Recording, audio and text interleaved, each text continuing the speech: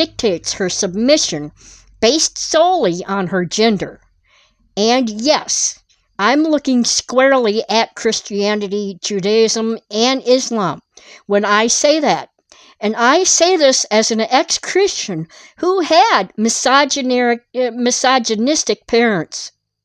This isn't just an academic discussion for me. It's deeply personal, as it is for so many of us. I've had countless conversations, arguments, and even outright attacks from men, often Christian men who, when faced with a woman daring to speak, teach, or lead, immediately resort to quoting archaic verses to silence her. Just recently, that familiar old chestnut was thrown my way again. 1 Timothy chapter 2, verse 12. And you all, I'm sure, are really very familiarized with that verse. And it got me to thinking, not for the first time, but several, about the sheer audacity, the profound disrespect, and the deep-seated misogyny woven into the very fabric of these traditions and how they manifest in the lives of real women. We, women, have brains. We have intellect, wisdom, and the capacity for critical thought. Stop looking at our private parts to judge whether we should teach, preach, or lead. Our sexual organs do not define our intelligence. In fact, some women are demonstrably more intelligent, more insightful, and more capable than many of the misogynistic men out there who quote such verses to us. Let's be clear about what we mean when we talk about misogyny. It's not just a dislike of women. It's a systemic, deeply ingrained prejudice against women that sees them as inferior, less capable, and primarily existing for the benefit of men. And when this prejudice is instilled and reinforced within the home by a father or a husband, the dangers to a woman's well-being are profound and terrifying. I witnessed this firsthand in my own life. My father was profoundly misogynistic. He genuinely believed that once married, women should not work and were inherently second to men. And believe it or not, my mother, despite being a victim of his misogyny, also harbored some of these beliefs. She accepted the idea that a woman was secondary, not to work outside the home once married, but to stay home with the children. Even though she was legally blind and couldn't work out of the home, I truly believe that even if she could have, she would not have, because that was the belief system she had internalized. And for those of you within the United States, you may be quite familiar with the term legally blind. It's not completely blind, but it's mostly blind to the point where you're considered legally blind. So those of you who are not in the States who are not familiarized with that term, that's what that means, legally blind. She was most of the way blind. She was like that most of her life, slowly deteriorated over time. So that's what legally blind is. So we go on. So I grew up experiencing this stark inequality of how my father treated my brothers versus me. And it was a constant message to me that my aspirations, my voice, my very existence was secondary to that of my brothers and my dad. This kind of environment does immense lasting damage. So let's talk about the well-known tangible dangers women suffer from misogynistic husbands or fathers. Emotional and psychological abuse. This is often the most insidious. Misogynistic men frequently engage in gaslighting, belittling, constant criticism and undermining a woman's intelligence or judgment. They chip away at her self-esteem, making her question her own sanity and worth. Lack of autonomy and control. A woman in such a household is rarely permitted to make her own decisions, from her career choices to her friendships, even how she spends her time or money. Her life is micromanaged, her opinions dismissed, and her agency stripped away. Financial dependence and control.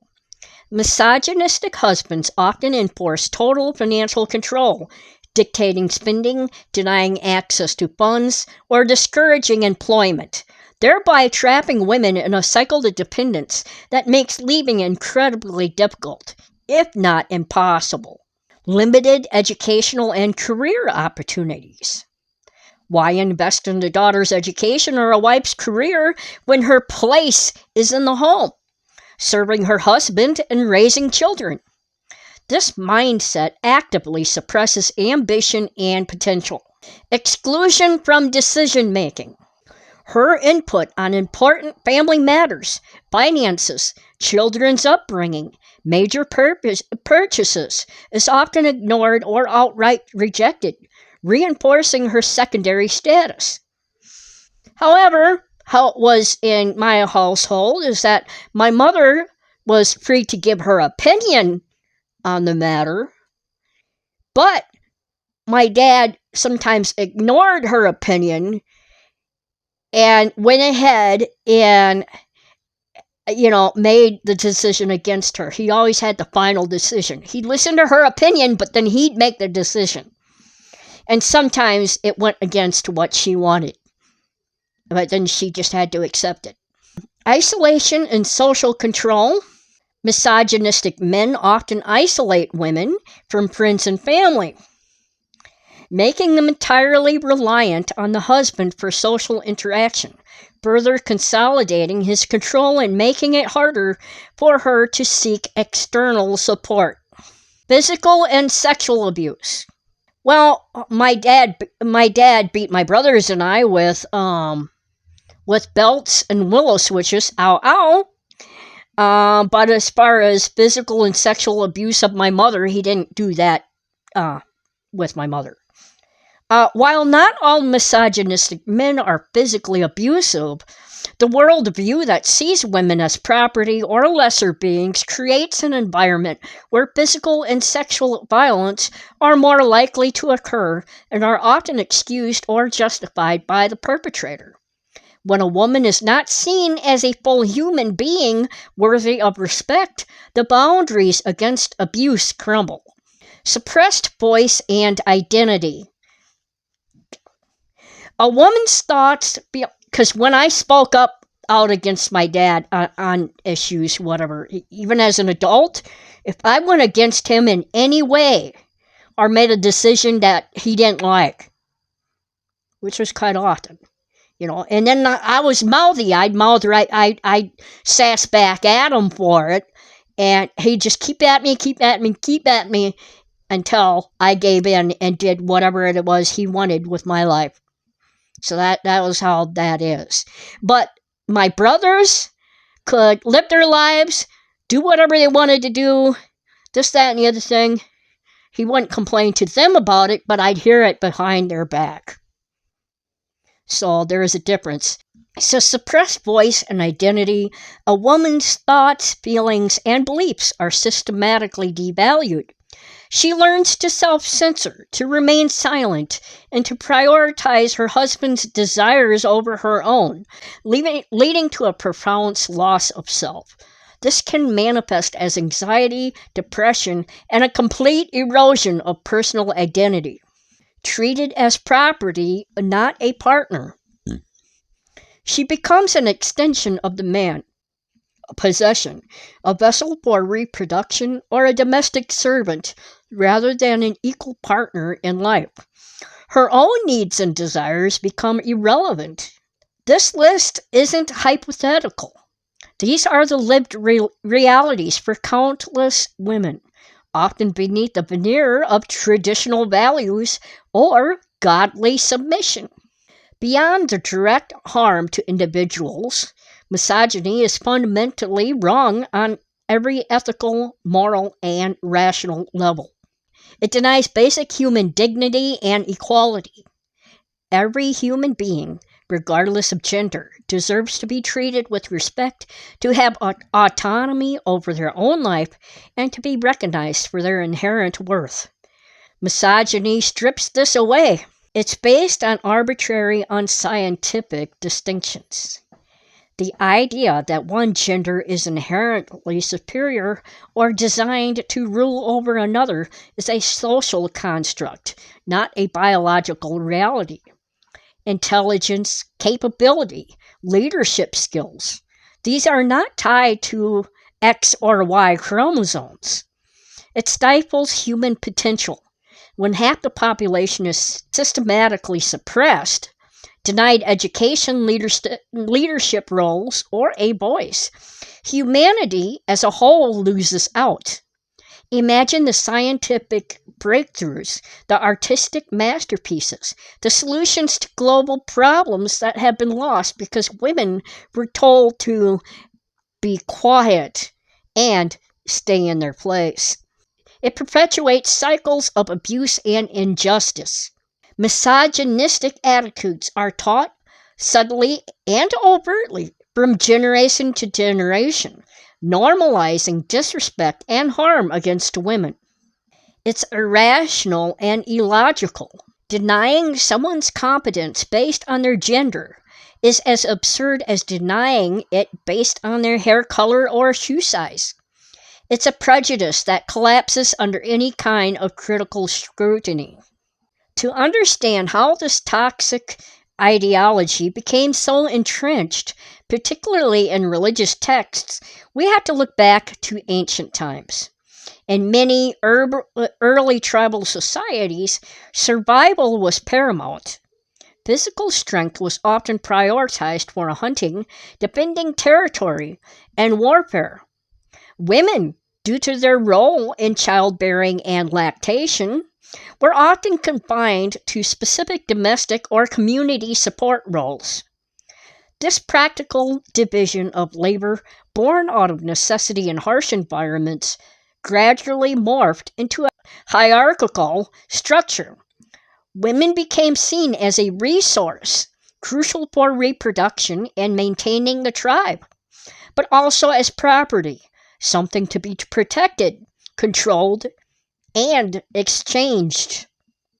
Marriage was often a transaction, a way to secure alliances or perpetuate lineage. When these early societies began to develop complex belief systems and create their gods and religions, they naturally projected their existing societal structures and biases onto the divine. If men were dominant in earthly society, then the gods, typically imagined as male, must sanction that dominance. The patriarchal structures of the human world were simply mirrored and then divinely justified by the creation stories and laws attributed to these gods. So it became the norm. Women were treated as property, primarily for sex and making babies. Their value was often tied to their fertility and their ability to produce male heirs. They were not to speak in public forums, let alone in religious gatherings. They were to submit to their husbands in everything, their lives entirely circumscribed by male authority. This wasn't some independent divine revelation. It was the tribal worldview elevated to sacred law. And nowhere is this more glaringly evident in Christianity than in the writings attributed to the Apostle Paul. If you want to find a truly misogynistic man in the Bible, look no further. Paul, in many of his letters, codified and institutionalized women's subordination in the nascent Christian church, drawing heavily from the patriarchal norms of his time and elevating them to divine command. Let's examine some of the verses that are still used today to silence and control women. Verses that reveal the depth of Paul's misogyny. First, the one that's regularly thrown at me and other women who dare to speak their minds. You know that verse well. 1 Timothy chapter 2, verse 12. Paul plainly states, I do not permit a woman to teach or to assume authority over a man. She must be quiet. Keep in mind all the verses I read off today are coming from the New International Version of the Bible. And I'll read off again, quote, I do not permit a woman to teach or to assume authority over a man. She must be quiet, end quote. So let that sink in. It's not I advise, not I suggest, but I do not permit. This isn't a cultural recommendation. This is a directive, a prohibition. A woman's intellect, her theological understanding, her spiritual gifts, all are deemed irrelevant if a man is present. She is to be quiet. Quiet. This verse alone is a blunt instrument designed to silence half of humanity, denying women any leadership, any authoritative voice, in the very institution that claims to uplift all people. It's an explicit devaluation of women's intellectual and spiritual capacity simply because of their gender. Then we have 1 Corinthians chapter 11, verse 3, where Paul lays out a clear hierarchy. Quote, but I want you to realize that the head of every man is Christ, and the head of the woman is the man, and the head of Christ is God, end quote. So this isn't about mutual respect or complementary roles. It's a chain of command. God at the top, then Christ, then man, and only then the woman. It establishes man's leadership and woman's subordination as divinely ordained. This verse provides the theological justification for the headship doctrine, which underpins so much of modern Christian patriarchy, telling women their husband is their spiritual authority, a mediator between them and God in some twisted interpretations. This isn't partnership. It's a divine pecking order designed to keep women in their proper place beneath men. And finally, perhaps the most explicitly demeaning set of instructions. 1 Corinthians chapter 14, verses 34 through 35. Quote, women should remain silent in the churches. They are not allowed to speak, but must be in submission, as the law says.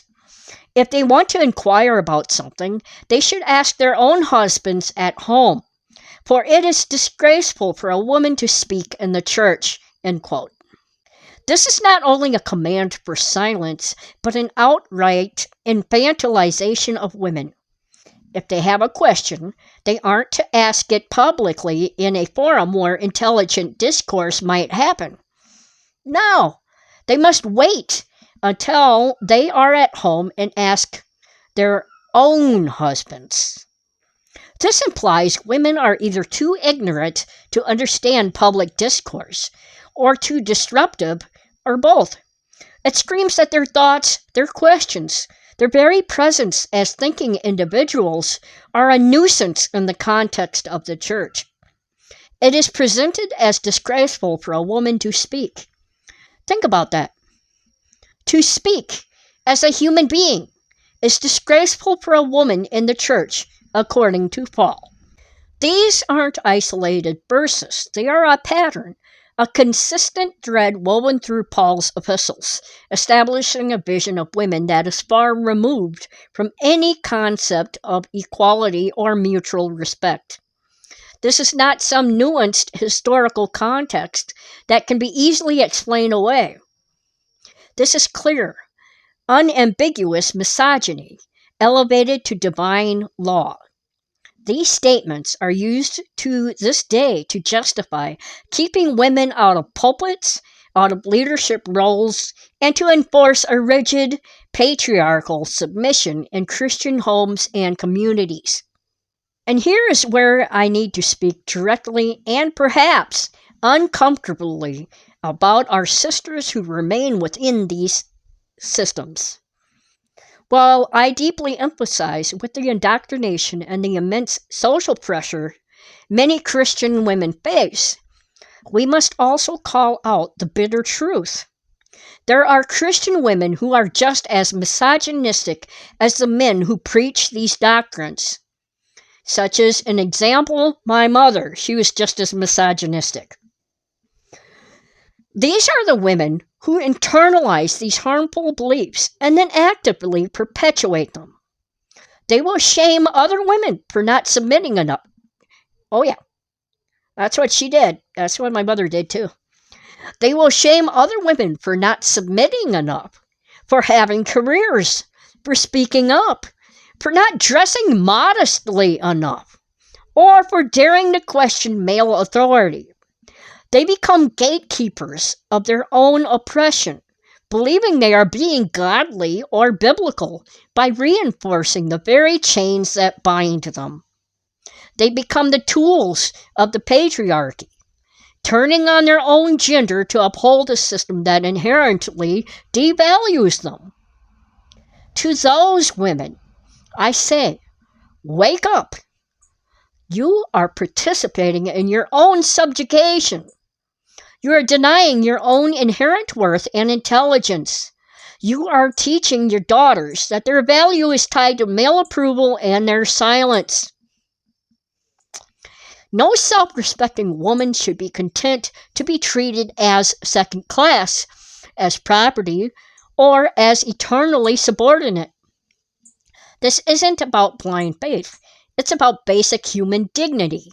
It's about recognizing that you have a brain, you have a voice, and your sexual organs do not dictate your intelligence or your right to speak, teach, and lead. We, as women, must stand against such a thing. We must demand to be treated equally, not as a privilege, but as an inherent right. We must use our reason, our logic, and our critical thinking skills to dismantle these ancient, harmful narratives. We must stop looking to ancient texts written by misogynistic men as the ultimate arbiters of our worth or our roles in society. The damage that religiously sanctioned misogyny inflicts is immeasurable. It cripples individual women, stifles entire societies, and perpetuates cycles of abuse and inequality that are an affront to human progress.